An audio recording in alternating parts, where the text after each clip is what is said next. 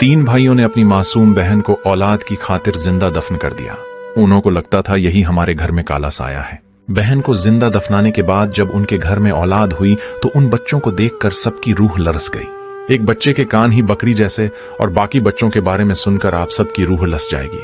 ये वाकया आप सबके ईमान को ताजा कर देगा, इसलिए इसे आखिर तक जरूर देखिएगा। पुराने वक्तों की बात है। एक खुशहाल घराने में तीन बेटे अपने बूढ़े माँ बाप के साथ रहते थे।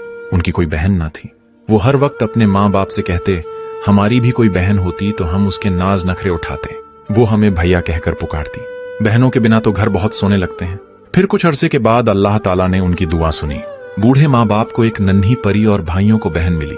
भाई अपनी लाडली बहन को पाकर बहुत खुश थे और सबने प्यार से मिलकर उस बहन का नाम जुलेखा रखा। फिर बूढ़े माँ बाप ने अपने तीनों बेटों की शादी कर दी। जुलेखा अभी छोटी थी, तकरीबन 14 साल की। खुदा की करनी यह हुई, कुछ महीनों के बाद जुलेखा के माँ बाप इस दुनिया में ना रहे। जुलेखा अपने माँ बाप के इंतकाल के बाद तीन भाइयों के साए में पल रही थी। घर में जायदाद, इज्जत और सुकून सब कुछ था, मगर एक कमी थी।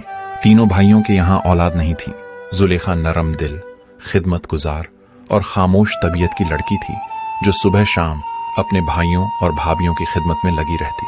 वो सबकी खुशी के लिए खुद को कुर्बान कर देती, लेकिन वक्त के साथ साथ उसकी नेकी और खूबसूरती ही सबके दिलों में हसद बनने लगी। उस गांव